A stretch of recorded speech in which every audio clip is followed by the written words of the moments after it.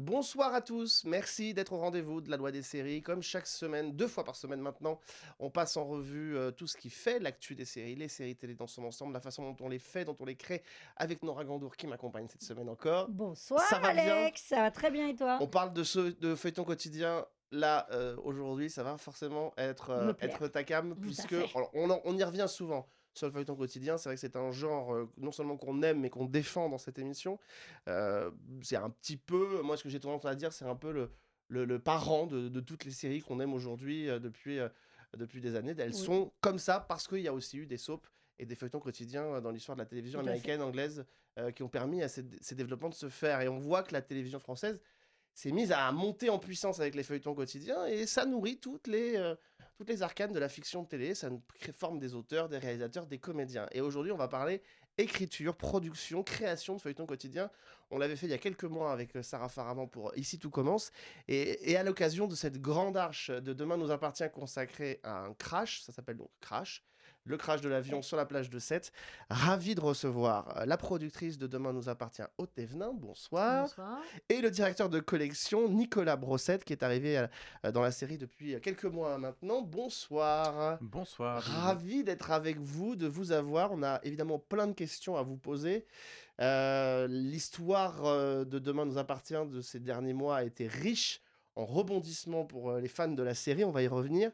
Mais on va d'abord se focaliser sur le crash de cet avion pour pouvoir un petit peu parler de la manière dont on envisage ces grandes intrigues, ces méga intrigues. Regardez un petit peu, c'était la bande-annonce du crash pour les épisodes de cette semaine. C'est un bon petit résumé de ce qui s'est passé, de ce que vous avez peut-être pu voir. Comme ça, et on vous spoile pas, ce qui est bien aussi. Regardez.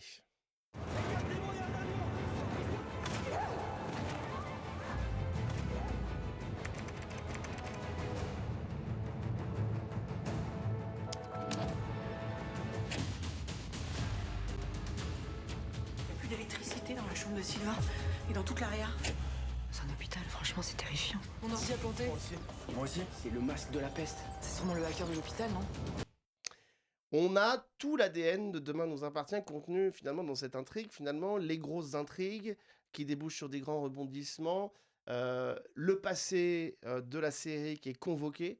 Ça veut dire qu'on joue avec la mémoire du spectateur.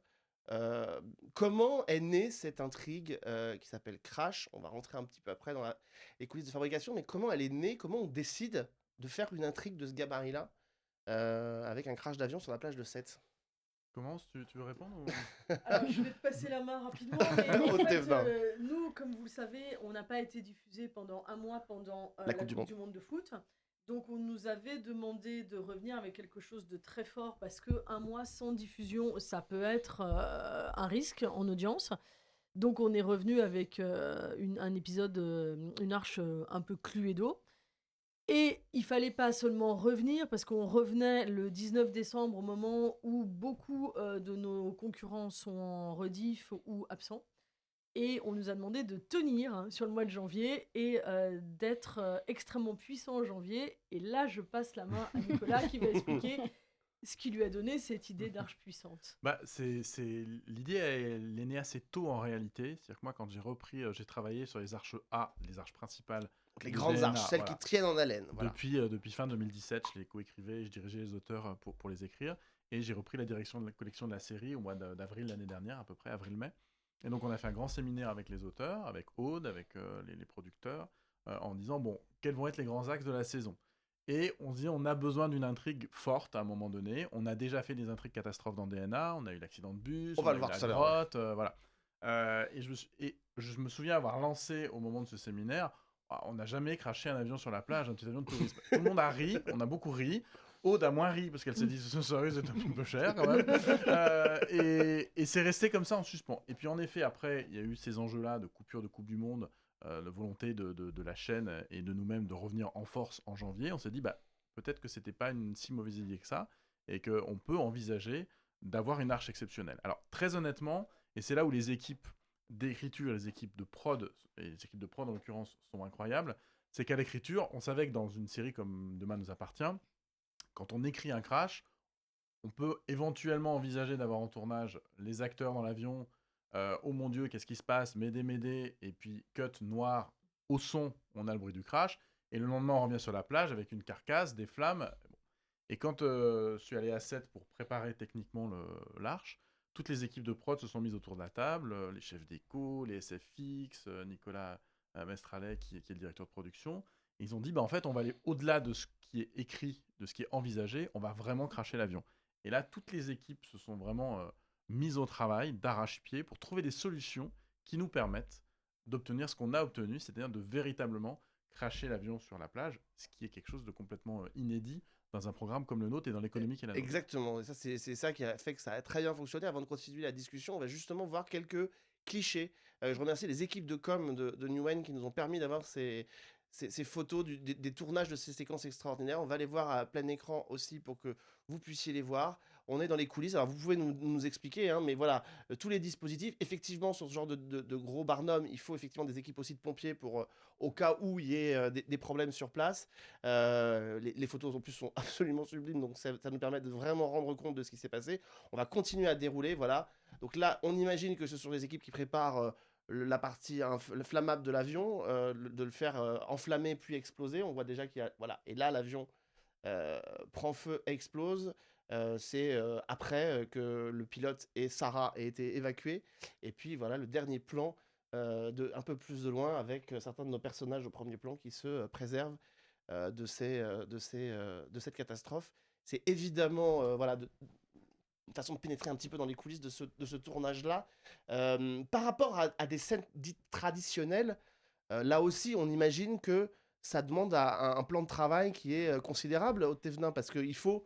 On peut pas se dire, on fait 3 scènes et c'est bon, quoi. Ah non, c'est un dispositif complètement différent et c'est vraiment ce qu'on appelle une arche exceptionnelle. Donc, c'est pas du tout des arches qu'on peut faire tout le temps, loin de là. Puisque c'est des arches qu'on a préparées très en amont et qui demandent une mobilisation de beaucoup de comédiens en plus, parce qu'il y a beaucoup de comédiens qui étaient impliqués dans ce crash, et un dispositif de prod très particulier. Nous, on a confié les épisodes à 2 réalisateurs qui s'appellent Bruno Richaud et qui a fait les plans en vol, et Pierre-Lex Scott qui a fait le crash en tant que tel sur la plage.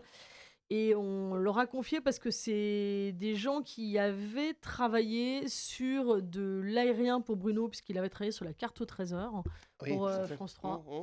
Et Pierre-Lex Scott a été réalisateur de Pékin Express et de Koh-Lanta. Donc il a l'habitude de gérer des choses comme ça. Du gros barnum, des gros gros spectacles. barnums. Et après, effectivement, c'était un plan de travail particulier, puisque normalement, comme vous le savez, les séquences sont dispatchées entre plusieurs réals sur la même arche. Là, ils ont tout tourné dans la continuité sur des jours aussi bien également spécifiques et dédiés. dans la continuité. Bon, ce qui n'est pas une mince affaire. ce qui n'est pas une mince affaire. Et puis il faut expliquer que pour les gens qui nous écoutent, ce qui permet d'optimiser les tournages sur du feuilleton quotidien, c'est qu'effectivement, au même moment, vous avez plusieurs équipes qui tournent à différents points de la ville ou du lieu de tournage. La différence de ce que moi j'appelle les méga intrigues comme celle-ci, même dans l'histoire des soaps américains, c'est qu'elles ont tendance à convoquer énormément de personnages qui, en temps normal, seraient dispatchés peut-être sur d'autres intrigues et qui là se retrouvent tous au même moment. L'intérêt, c'est effectivement de pouvoir faire interagir des comédiens qui parfois n'interagissent jamais ensemble, et en même temps de créer des points de tension à différents endroits. Ce qui n'est pas d'ailleurs sans rappeler l'intrigue du Cluedo, où il y avait des points de tension à différents endroits pour une même intrigue. Donc, Absolument. Ça a été les 2 arches exceptionnelles de cette année. comment on convoque, et est-ce que là on a un crash d'avion qui déboule sur une grosse intrigue policière avec un retour de flamme, sans mauvais jeu de mots, du passé. Est-ce que, et là c'est la question que je me faisais, aux États-Unis par exemple, dans les méga intrigues, on a des tremblements de terre, on a des choses comme ça. Je me souviens même d'un bateau retourné dans Sunset Beach dans les années 90. Une catastrophe, juste une catastrophe. Est-ce que dans Demain nous appartient, toute catastrophe passe par le prisme d'un polar après, ou est-ce qu'on pourrait imaginer que la catastrophe d'avion n'était simplement qu'une catastrophe d'avion qui impacte les personnages, mais qui ne déboule pas sur une enquête? Alors, en termes d'écriture, faire une catastrophe d'avion, on crée un événement. On crée un événement médiatique, on crée une bande-annonce forte, on crée un désir pour le spectateur d'aller voir ce qui va se passer. Si ce désir-là est déçu, c'est-à-dire que si on a le crash d'avion et que derrière, on n'a rien d'encore plus fort, on déçoit le spectateur. Les audiences actuelles nous prouvent qu'on a été suffisamment fort. Ouais. et que ce qu'on raconte derrière ce crash, qui est l'événement, qui est, j'ai envie de dire, la tête de gondole et le produit d'appel. C'est nous, ce qui nous intéresse dans l'histoire, c'est pas tant le crash d'avion que les raisons de ce crash et ce que ça va en effet provoquer sur nos personnages, puisque c'est une arche qui est en cours de diffusion actuellement, donc pas spoiler, mais qui convoque le passé de la série, donc qui vient récompenser nos spectateurs fidèles. Et c'est ça le sel du feuilletonnant. C'est aussi de se servir de ce qu'on a déjà raconté, de s'appuyer dessus pour venir dire au public, voyez, on vous a raconté ça et on va vous en raconter encore un peu plus. Et donc, un événement catastrophique n'a aucun sens s'il n'a pas des conséquences humaines sur nos personnages, s'il ne révèle pas des choses.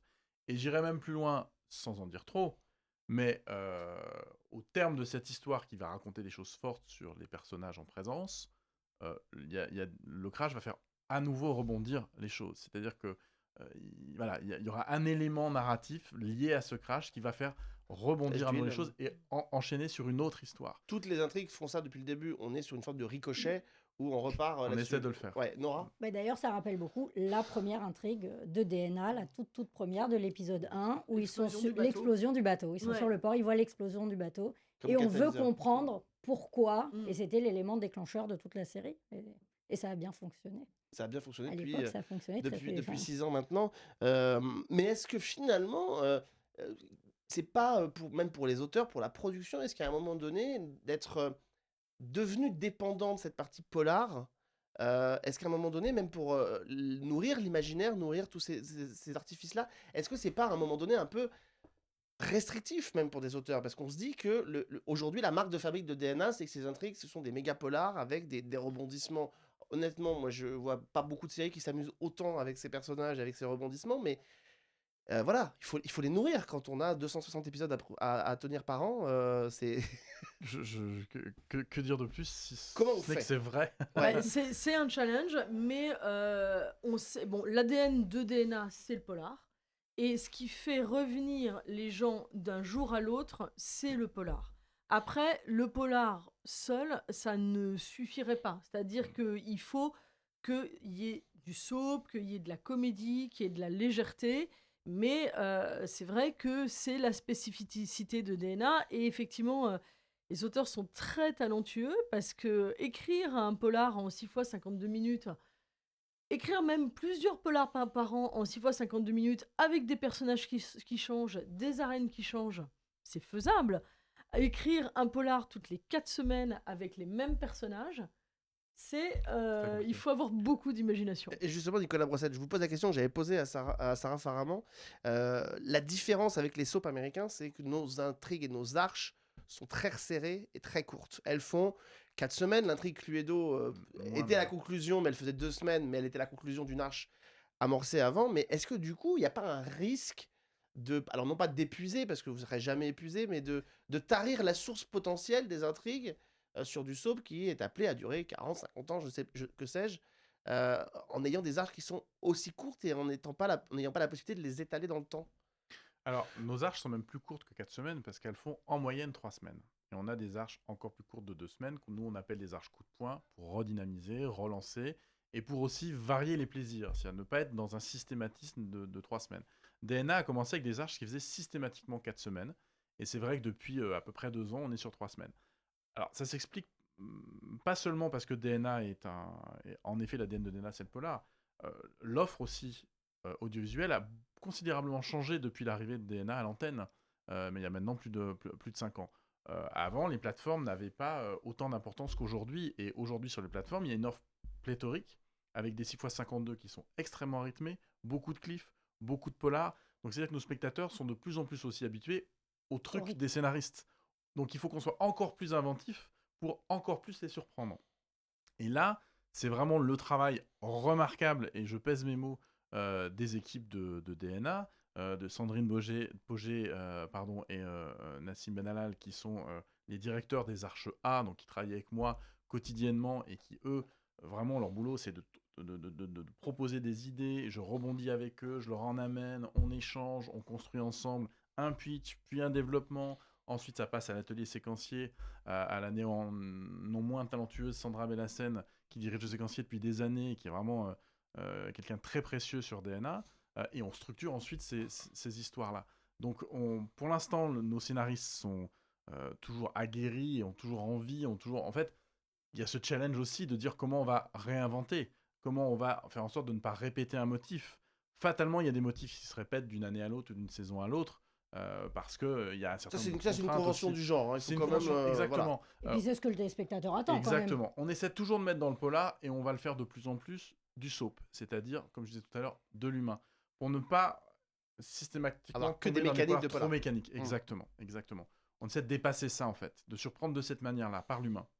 Et puis après, sur ce qu'on appelle les Otavien. intrigues B, on est dans une durée plus longue. Ouais. C'est-à-dire qu'on se permet d'avoir la grossesse, par exemple, de Roxane Bien et sûr. Sarah. Donc ça commence avec le mariage, le désir d'enfant, comment on fait, et puis Bart, et puis l'accouchement, et puis après, forcément, les conséquences de la naissance de l'enfant.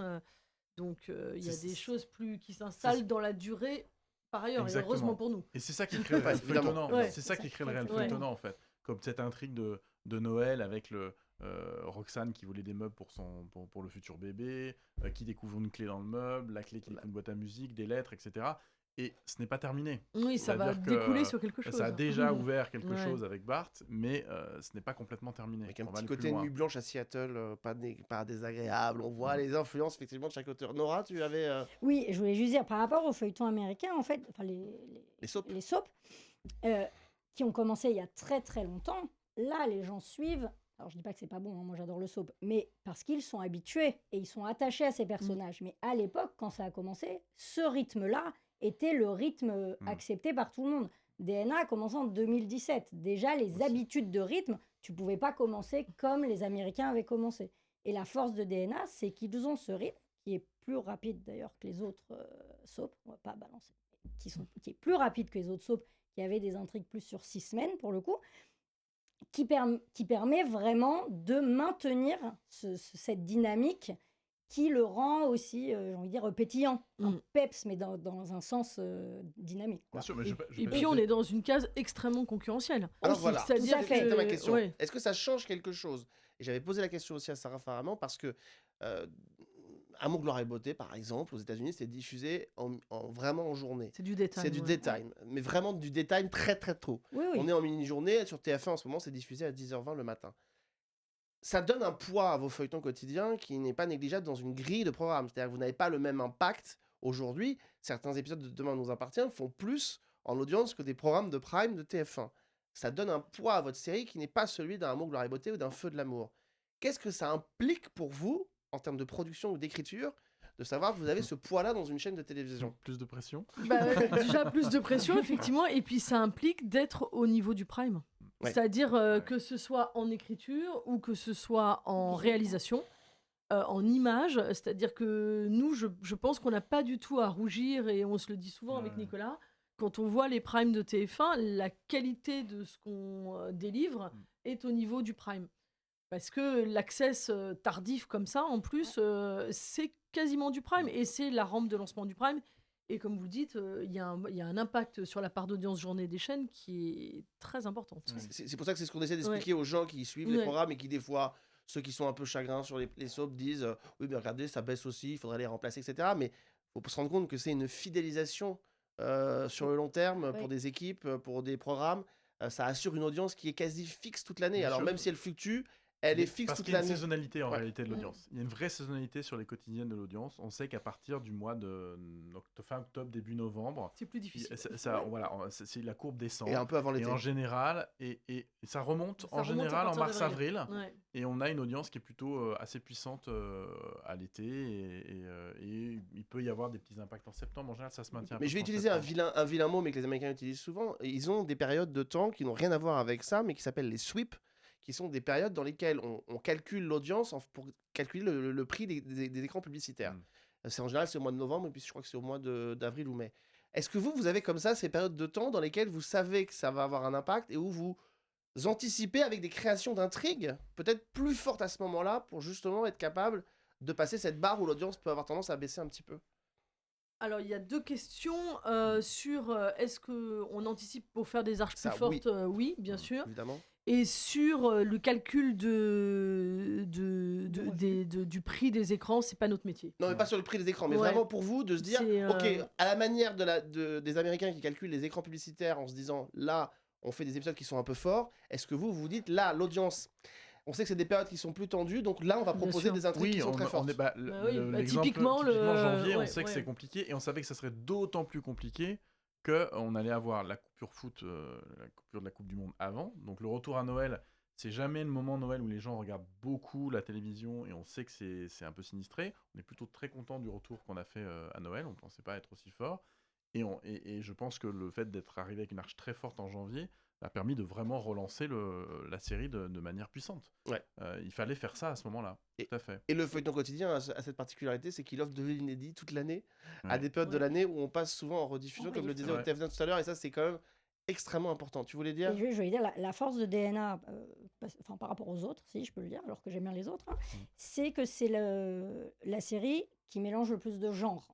Donc de toute façon, tu t'y retrouves tout le temps, et selon la période de l'année, en tout cas en tant que téléspectateur, et selon la période de l'année, tu vas pouvoir axer sur une arche forte, mais selon l'émotion désirée à ce moment-là. Je ne vais pas citer les autres, mais il y en a où il y a moins de polar, il y en a où il y a beaucoup moins de soap, il y en a où il y a moins d'humains.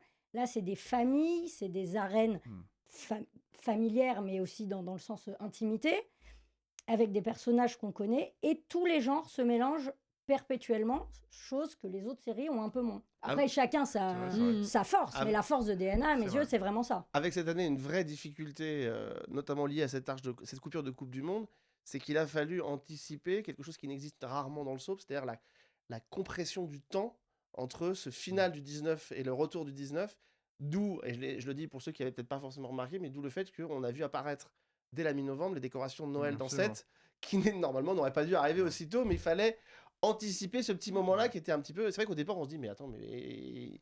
Ils sont Ça se dé- festifs, ils sont ces festifs étoiles. à 16, et en dis-moi. fait pas du tout. Compression du temps parce qu'il fallait qu'on revienne au 19 décembre. Absolument. Et ça c'est compliqué. Hein. C'est compliqué, mais en même temps, l'antenne de TF1, dès fin octobre, proposait l'après-midi des films de Noël. Donc, on était Ouais. déjà plongé dans cette Ouais. ambiance-là.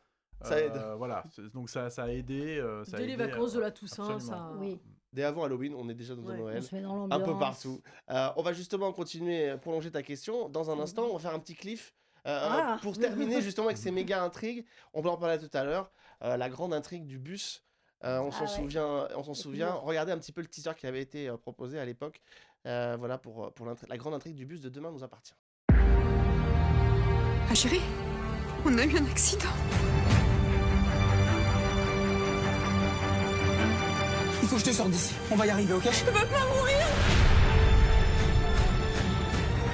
C'est ma fille.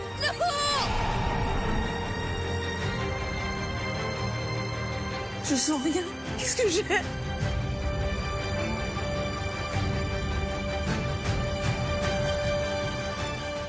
J'ai choisi aussi cette intrigue-là, d'abord parce que c'est une des intrigues très emblématiques, et on parlait de ce fait que des choses qui arrivent à des personnages se retrouvent sur d'autres personnages. Typiquement, le personnage qui devient aveugle, on le retrouve, mais ça, c'est une convention de genre aux États-Unis. C'est exactement pareil dans Ah oui, les soaps. Puis c'est ce qui fait la force du truc. Tu as un séisme, entre Ouais. guillemets, qui déferle sur toute la série, en fait. Le la choc se communauté. répand. Voilà, sur la communauté. Et c'est ce qui accroche tout le monde. Et on disait, donc vous aviez travaillé sur cette intrigue du bus à l'époque. Oui, moi, j'ai travaillé à l'époque, je me souviens très bien, parce que c'était justement une intrigue dont on savait qu'elle serait diffusée en novembre, dont on savait qu'à ce moment-là, il fallait quelque chose d'un peu puissant. À l'époque, c'est Eric Führer qui était directeur de collection. Moi, je travaillais aux Archevas. Et quand on discute en équipe, on dit, il faudrait qu'on fasse une intrigue catastrophe, un truc. Et je cite Grey's Anatomy, qui je ne sais plus dans quelle saison, dans quel épisode. On a un bateau qui, je crois, s'encastre dans le port, avec un tas de conséquences comme ça sur nos personnages. Je dis, on a un port à 7, et il me dit, oui, mais en termes de prod, on ne pourra pas cracher un bateau. Il me dit, par contre, on pourrait peut-être avoir un accident de bus. C'est comme ça qu'a démarré l'intrigue. Et après, j'ai travaillé avec Colin Assous, qui ensuite a été volé à DNA et a co-créé Ici Tout Commence. À l'époque, elle était auteur aux Arches, elle est venue auteur aux Arches. Et on a travaillé sur cette intrigue de bus ensemble au développement. Et puis ensuite, c'est passé par le séquencier, le dialoguer, etc., etc. Et là aussi, ce qui a présidé, c'était une catastrophe qui implique le plus possible de récurrents. Et au-delà de la catastrophe simple, comment on crée des conséquences, on rebat des cartes sur l'ensemble de nos personnages. Donc à l'époque, l'accident, le responsable, c'était Samuel Chardot. Oui. Pourquoi ? Parce qu'on venait convoquer ce qu'on avait raconté avant, parce qu'il avait une histoire d'amour avec Laïla. Donc du coup, on se rendait compte que c'était Bilal qui avait saboté la voiture. Donc tout le soap, et sachant que Nour était dans le bus, la fille de celui qui était responsable de cet accident était dans le bus, était grièvement blessée. On découvrait aussi, les Delcourt découvraient que Maxime avait une histoire d'amour avec sa prof. Donc toutes les choses qu'on avait placées en B, c'est-à-dire en soap avant, tout ça explosait, toutes les cartes étaient rebattues à ce moment-là. Et je crois que c'est ce qui a beaucoup plu aux spectateurs. C'est que d'un seul coup, des secrets étaient révélés à cause de cet accident. Et en fait, c'est ça qui est payant. C'est quand on a une catastrophe, elle doit nécessairement être chorale. Si elle touche qu'un personnage, elle n'a pas d'intérêt. Si elle est chorale, ça nous permet de révéler les choses sur les uns et les autres. Certes, mais avec un risque pour les auteurs et pour tout le monde, c'est qu'à un moment donné, vous devez être encore plus malin que tout le monde parce que on a dit que l'ADN de DNA, c'était le polar, mais l'ADN de DNA, c'est aussi que le polar trouve sa résolution dans les personnages et dans le soap. Donc en gros, que le coupable se trouve toujours à proximité de nos personnages. C'est-à-dire que c'est pas quelqu'un qui sort du chapeau au bout de 10 épisodes et qui n'a rien à voir avec les personnages. Donc il faut anticiper ça et anticiper le fait que les gens vont essayer de chercher qui dans l'entourage est le coupable. Exactement. À titre personnel, par exemple, quand je vois arriver le nouveau petit copain de Leïla qu'elle rencontre via sa sœur de manière très drôle, je me dis, bon, celui-là, il va être le coupable d'une prochaine intrigue ou de quelque chose comme ça. Enfin, voilà, le cerveau est entraîné comme ça avec DNA maintenant. Exactement. Alors, nous, on essaie de jouer avec ces codes-là. C'est-à-dire qu'on doit... c'est Truby, qui est un théoricien du cinéma... et du scénario, d'écriture du scénario. Qui est brillant, qui dit il John faut Truby. toujours donner au spectateur ce qu'il veut, mais pas de la manière dont il l'attend. Donc, et nous, on joue en permanence avec ça. C'est-à-dire qu'on pose des choses, on ouvre parfois un certain nombre de choses dans les intrigues, on glisse des choses comme ça, les spectateurs réagissent souvent très vite, et on essaie de leur offrir ce qu'ils attendent, mais pas de la manière attendue, en réalité. Donc oui, en effet, on a ces codes-là de personnages qui arrivent, où on se dit, tiens, lui, c'est peut-être un futur coupable. Alors parfois, on joue de ça, c'est-à-dire qu'on va mettre le personnage coupable dans une intrigue, ou en tout cas suspect, et en fait, c'est pas lui. Et puis peut-être que plus tard, ce sera vraiment lui. Et à l'inverse, je prends l'exemple du personnage de Vanessa Lehmann, qui est arrivée au Spoon il y a plus de 18 mois, qui est devenue la petite copine, qui était infecte avec Bart et Louise, qui était vraiment un dictateur au Spoon, et qui est devenue la petite copine de George, et qui ensuite est devenue tueuse en série. Il n'était pas prévu au départ que ce personnage-là devienne coupable d'une intrigue. Sauf qu'elle l'a tellement bien incarné, on s'est dit, voilà, ça, ce sera une surprise, parce que ça fait longtemps qu'elle est dans l'intrigue. Parfois, il y a des personnages qu'on pose, on se dit, dans un an, on en fera quelque chose, on en fera un coupable. Ça, c'est toujours un risque, honnêtement, parce qu'on peut faire entrer un personnage en se disant, lui sera coupable dans un an, mais il plaît tellement au public que c'est plus possible.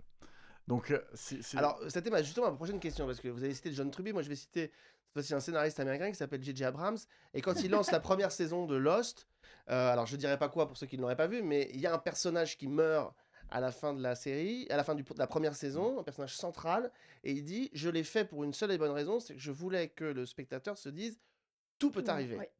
Quid de la mort d'un de vos personnages? Parce que, sauf erreur de ma part, à part des gens qui étaient voués à quitter la série, mais tuer un personnage extrêmement important dans le seul but de relancer l'intrigue, j'ai pas le souvenir que ça a été fait sur DNA. On l'a fait. On l'a fait. Vous l'avez fait? Avec le personnage de Linda Hardy, par exemple. Ah oui, par exemple, Oui. effectivement. Entre autres, mais Laïla aussi. Ouais, Et Leïla, aussi. c'est vrai, c'est vrai, Leïla, c'est vrai, c'était- c'est vrai. Mais c'est des choses auxquelles vous pensez aussi?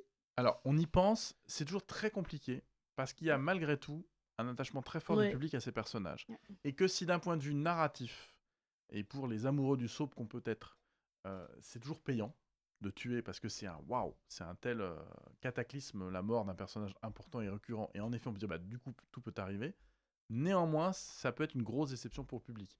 Je donne un exemple, le personnage de Louise, qui dans Noces Rouges, l'intrigue l'année dernière, est décédée, qui était la petite copine de Bart, qui était un personnage qui s'était installé. Le public nous en veut encore.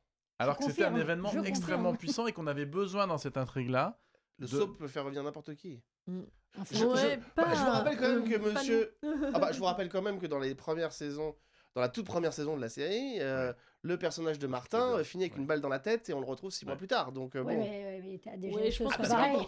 Non mais ça pourrait. Il y avait une raison plausible à ça. Là, C'est quelque pour chose lui, qu'on vraiment ferait compliqué, plus. Mais je c'est vrai pense. que Ouais. Louise, C'est, j'admets. J'admets, On c'est pourrait plus dur faire. de... Et c'est dur parce que, et en même temps, on avait besoin dans l'intrigue qui était une intrigue serial killer, à un moment donné, que ce serial killer ne tue pas que des gens qu'on ne connaît pas. Oui, parce que sinon, justement, on s'en était fout plus un peu, crédible. oui. Ça devenait beaucoup plus fort et je pense que ça a été un choc. Et en même temps, les gens se sont dit, après ça, tout est possible. Oui. C'est-à-dire qu'il peut tuer Chloé, il peut tuer. Voilà. Il y a un autre cas de figure d'ailleurs qui a été traité comme ça, c'est la femme de Frédéric Diffenthal, dont une espèce de jumelle revient, Ouais. La Ah oui, rousse. oui, tout à fait. revient et voilà, qui avait Tout à été fait. jouée par la même comédienne. Ouais. Aude Thévenin, il y a un truc que moi j'ai envie de voir arriver, qu'on voit peu arriver dans les soaps français, parce qu'on en parlait tout à l'heure en antenne, mais vous êtes toujours tous un peu prisonniers de ce côté réaliste. Quid du genre, mais du vrai genre, c'est-à-dire pas simplement de se dire on met une petite touche ici et là, quid de convoquer dans cette réalité dans laquelle quand même le taux de mortalité de toute façon est supérieur à la normale, dans laquelle tous les personnages sont passés par la Ouais. prison de 7, on pourrait très bien imaginer que dans cette réalité-là, un peu différente, il y ait du fantastique, vraiment. Est-ce que vous y pensez ou pas? Comme Plus belle Alors, la vie l'a fait on l'a plusieurs- fait un peu, un tout petit peu, oui. un tout petit peu, et c'est pas des choses qui fonctionnent. C'est-à-dire que c'est pas. On l'avait fait un peu l'année dernière avec le personnage de Victoire, qui avait une transplantation cardiaque, etc. Qui avait des visions. Et c'est pas des arches qui fonctionnent très bien. Et du coup, en accord avec la chaîne, c'est quelque chose qu'on a plutôt tendance à s'interdire parce que ça ressort pas très bien. Les spectateurs sont pas trop en attente de ça. Ils sont quand même en attente. Bon, bien sûr, dans aucune commune de 45 000 habitants, les gens se font autant agresser qu'à Sinon, Sète. tu déménages. Sinon, les gens, oui, sinon cette ville n'existe plus. Dans le set de fiction, Ouais, je précise voilà. pas à 7, Oui, tout oui, va pas bien, à 7, ça va, pas de hein. problème. Et mais les gens ont quand même besoin de pouvoir s'identifier à des personnages qui sont un peu qui pourraient être leurs amis, Ouais. leur quotidien en mieux entre guillemets, mais pas quelque chose qui est totalement hors Ceci, décorrélé. ceci Ouais. dit, en termes d'identification, on peut très bien s'identifier à des personnages qui volent dans un vaisseau spatial, si tant est qu'ils aient des réactions qui sont propres à celles qu'on pourrait avoir face à une situation de crise. Donc, on peut réagir de manière cohérente et s'identifier avec des personnages qui sont confrontés à du fantastique et à du genre. C'est de la Euh, quotidienne, mais c'est c'est de un la peu quotidienne. particulier. Ouais. Mais d'ailleurs, dans Plus belle la vie, C'est ouais. pardon, ils l'ont tenté, parce que Plus belle la vie a tout tenté avant tout le monde, quand même, enfin, de par son C'est histoire. Et à part Vassago, qui avait vraiment bien marché, Le Diable. parce que c'était du polar, Mm. les autres, c'est jamais les intrigues Non, qui ont c'est- vraiment non. marché. Et en interne, tout le monde savait que c'était pas. Le public n'attendait pas ça. Et d'ailleurs, tiens, en reparlant de Plus belle la vie, j'ai Ça la fait sensation que longtemps. vous avez rectifié, qu'il y a quelque chose qui a été rectifié, alors peut-être que c'est moi qui l'ai senti comme ça, une erreur que j'ai trouvée qui avait été commise sur Plus belle et qui a été, semble-t-il, rectifiée sur DNA, Sûrement. c'est le cas de Victor Brunet. Parce que je me souviens qu'il y avait Frémont qui était le grand méchant de Plus belle et qui est devenu un vieux monsieur rigolo au Mistral, moi qui personnellement, là, à ce moment-là, il m'avait perdu. Et Victor Brunet avait eu ce passage. Alors, est-ce que c'était un passage qui était voulu, anticipé, clairement affiché, ou est-ce qu'on s'était dit on va transformer le personnage et puis on voit que ça marche pas parce que les gens le veulent comme méchant et on lui redonne cette dimension-là? Non, alors, Nicolas Brossette. un méchant n'est puissant, je pense, que s'il est humain. Et Victor Brunet est un méchant humain. Il est humanisé par son rapport à son fils. Et en effet, il est arrivé dans la série extrêmement méchant. Timothée est arrivé ensuite, ce gamin qui était Asperger. Et on s'est rendu compte que Victor Brunet était sans foi ni loi, mais c'était un très bon père. Oui, mais quand je le vois Et ça, passer le c'est- balai dans l'école, je me dis là, on a voulu en faire Il y a- un truc quand même qui il est y a pas. eu une chute. Il y a eu Ouais. une chute de ce personnage-là parce qu'en fait, il était méchant, mais à chaque fois il s'en sortait. Et il fallait à un moment qu'on acte le fait qu'il y avait aussi une justice à 7 et que ce Pas que des garçon-là, meurtres. ce garçon-là devait payer. C'était aussi la victoire. Il y a cette opposition entre Karim le flic, Victor le bandit, on va dire pour résumer. Et on avait besoin qu'à un moment donné les flics gagnent. Et puis Victor a réussi à s'en sortir parce qu'il réussit toujours à s'en sortir. Et puis petit à petit, Fallait Victor qu'il- reprend, je dirais, son costume de méchant. Mais ça reste toujours un Donc- méchant humain. C'est pas quelqu'un qui a du sang sur les mains en fait. Donc, si je vous connais un tout petit peu comment vous fonctionnez, ça veut dire que si vous l'avez fait une fois, c'est que vous n'allez pas le refaire une deuxième fois. Donc, a priori, il devrait plutôt bien s'en tirer après l'histoire du meurtre du mari de Romy. On ne sait pas. Je ne répondrai pas à Je vous laisse cette- découvrir ça. Oui. Je Non, vous mais là, laisse c'est pas le découvrir but ça. de- Et puis c'est un spoiler. meurtre, ça reste un meurtre chevaleresque entre guillemets. Pour terminer, on arrive tranquillement à la fin de cette émission, mais qu'est-ce que là, pour les prochains mois, vous auriez... Alors, sans projeter sur les intrigues que vous allez faire forcément, mais qu'est-ce que vous aimeriez aller chercher, même pour dans un an, dans l'histoire de Plus belle la vie qui pourrait vous intéresser? Moi, je suis désolé, De Plus À belle chaque- la vie. de Demain nous DNA, appartient. pardon. Il n'y a plus de. Plus belle dans la vie. DNA, s'amuser comme ça avec le spectateur, convoquer ses souvenirs, moi, je me dis, quand les auteurs de DNA, par exemple, vont-ils se décider à faire sortir du coma le premier amour de Victoire, par exemple. Ah. Voilà. Qui est dans le coma et Toi, qui est tu te parti. demandes, et beaucoup de jeunes femmes se Mais demandent non, la mais qui- même et qui chose. pourrait très bien revenir avec un nouvel identifiant, un nouvel acteur, n'importe quoi. Enfin, tout est possible avec ce truc-là. Ah, Je genre me dis, la est-ce que vengeance ça de pourrait visage. pas arriver Samuel est loin, Georges a été un peu remis de côté. Enfin voilà. Est-ce que ça, par exemple, c'est des genres de trucs que vous pourriez avoir envie d'aller chercher? Alors, la réponse que je peux vous faire, Oula Elle est c'est dure. que dans DNA, et on le sait, tout est possible. Et que demain nous appartient. Eh ben voilà. Très bonne réponse. Voilà. On disait, c'est peut-être ici que tout a commencé. Commencez, voilà. Exactement. Là, évidemment, donc en général, on le sait, c'est à peu près 6 mois entre l'instant présent et la diffusion en termes de préparation d'intrigue. Je sais que c'est comme ça que nous expliquait Sarah Oui, Faraman sur, Oui, c'est à peu près ça. sur ITC. Ça veut dire que là, vous êtes sur les arches quasiment de cet été. Absolument. Pareil, vous envisagez toujours, comme chaque année, une espèce de grande histoire pour l'été. Oui. Enfin voilà, Une sur quoi. saga de l'été. Quelles sont vos réflexions sur les prochains mois à venir dans DNA après avoir frappé aussi fort avec cet accident? Bah, notre obsession, c'est les Juste nous personnages. mettre l'eau à la bouche, C'est hein. les personnages, donc l'obsession, c'est les personnages. Donc on va, dans les intrigues qui vont arriver, venir explorer des personnages qu'on connaît, qu'on aime bien, mais qu'on a peut-être un peu moins exploré qu'auparavant. Voilà. On reste sur nos codes classiques du polar, du soap. On a une arche assez forte, 3 arches même assez fortes, puisqu'on crée un souffle comme ça, assez puissant. Je peux pas en dire plus, mais là aussi qui vient raconter des choses sur nos personnages, impliquer plusieurs de nos personnages. Il y a une tension dramatique qui ne fait que croître comme ça sur plusieurs semaines, avec une résolution qui est assez forte. Nos réflexions en ce moment, en effet, c'est sur l'été. C'est quelle histoire, quelle arche on crée. L'été, c'est une période un peu particulière. On disait tout à l'heure, on parlait d'audience, de creux d'audience, de novembre, de Noël. Il y a Noël, qui est l'arche de Noël qui est importante.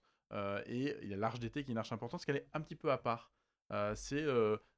DNA est né l'été. C'est arrivé comme une saga d'été. Et donc, il y a cette tradition de faire l'été une arche un peu plus longue que les autres. Donc là, on essaie de travailler sur quelque chose qui va faire à peu près 5 semaines. Donc on a une pré-arche d'été qui fait été, et puis on aura 5 semaines d'été. Qui grosso modo couvre la mi-juillet jusqu'au 20 août à peu C'est à près. peu en près règle ça. générale. C'est à peu près ça, exactement.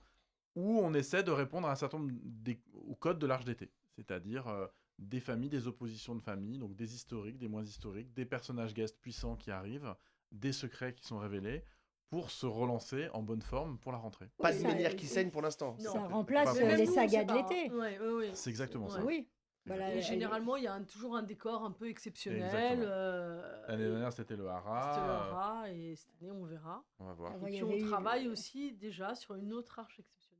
Est-ce que justement, c'était ma question. Est-ce que vous êtes un peu obligé maintenant? On voit par exemple Desperate Housewives, ils ont eu la tornade, l'avion qui s'écrase sur Mr. Allen. Enfin, le problème, c'est qu'à un moment donné, il y a le c'est fameux bien. curseur qui est qu'on est obligé de monter toujours. C'est bien. Enfin, Est-ce que c'est un peu ça le piège, ou est-ce que justement on peut trouver quelque chose qui soit peut-être moins fort qu'un accident d'avion, mais qui dynamite encore un peu plus les codes du genre? Oui, il y a plein de façons de dynamiter les codes du genre. Il y a effectivement les catastrophes, mais il y a aussi le changement de trajectoire d'un personnage important.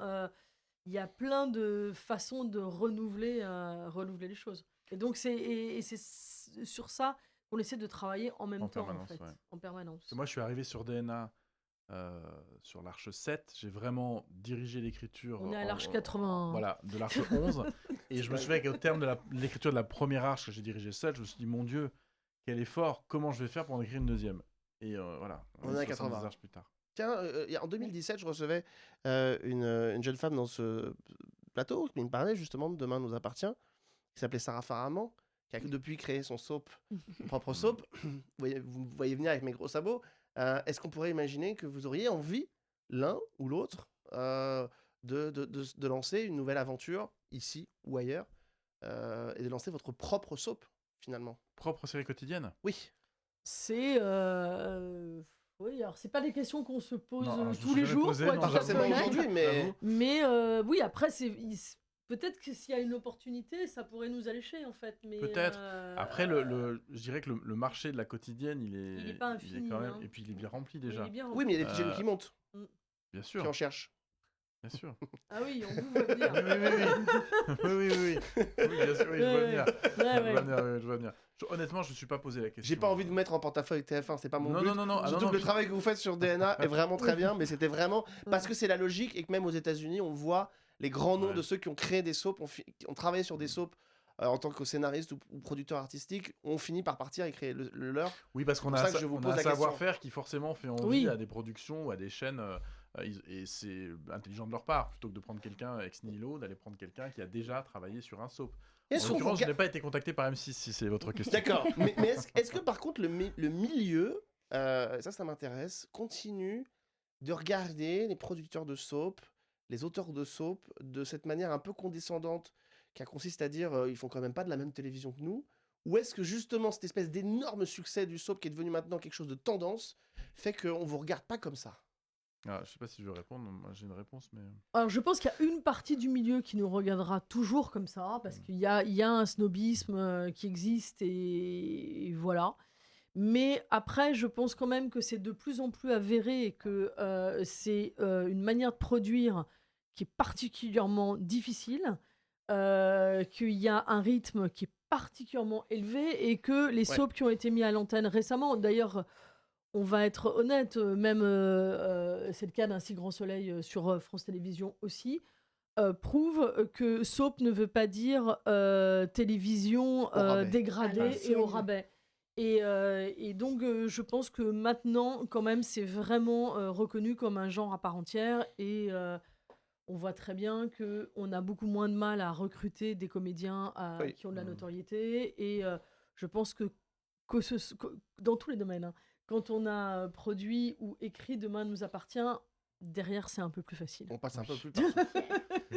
C'est un peu plus confort. Oui, parce que là, il y a un Ouais, volume ouais. qui fait que ça peut pas être. C'est de toute façon ce qu'on se plus tue dur. à dire à tout le Ouais, monde depuis des ouais. années, y compris aux jeunes comédiens qui, tous droit sortis des écoles de comédie, pensent pouvoir dire que non, ils feront mieux, ils iront au théâtre, ils iront au cinéma. Mais c'est une formidable école, le soap. Ah, mais meilleure c'est école. sûr. Et que ça forme des auteurs. Et je pense que si la fiction française a su progresser comme elle a progressé depuis 15 ou 20 ans, c'est aussi parce que beaucoup d'auteurs d'aujourd'hui ont été formés à l'école du soap, à l'école de la quotidienne, que les comédiens ont été formés là, qu'ils ont appris à travailler vite et bien. Et voilà, et ça c'est important de le souligner et de le dire. Moi, je suis convaincu qu'un certain nombre des intrigues qu'on fait depuis 5 ans ont pu inspirer les chaînes, et pas seulement TF1, hein, Non, non, les bien autres sûr. aussi, les autres chaînes hertziennes, en disant, bah, tiens, ça c'est une intrigue polar qui marche, qu'est-ce qu'on peut récupérer dedans, comment on peut la construire pour faire du prime time avec. Hein. Ouais, exactement. Exactement. Et on verra si un crash d'avion surviendra dans une prochaine grande intrigue. Je rappelle d'ailleurs qu'il y a quelques années, Une famille formidable s'était crashée sur une île déserte pendant C'est 3 vrai. épisodes Mm. avec toute la famille Beaumont, donc tout peut arriver. Alors, est-ce que dans quelques mois, nous verrons revenir le jumeau maléfique de William? On l'espère. J'ai tellement envie qu'il prenne la place de William comme dans les soaps américains et que personne ne s'en rende compte, ou comme dans Dynasty. Je regarde pour essayer de capter un mouvement de sourcil, mais rien ne fraîchit sur Nicolas Brossette. En tout cas, on rappelle, DNA, tous les soirs, 19h10 sur TF1 en replay et en avance sur Salto si vous avez envie de pouvoir le regarder. Merci en tout cas d'être venu. On Merci avait à vous. vraiment Merci à envie de vous. vraiment pouvoir parler de votre travail. On continuera évidemment à suivre le travail sur DNA parce qu'on aime ce genre-là. On se retrouve très vite pour un nouveau numéro. Merci aux équipes de Newen qui ont permis à cette émission de se faire. Merci à Robinson qui était à la réal. Et rendez-vous très vite pour un nouveau numéro de La Loi des séries.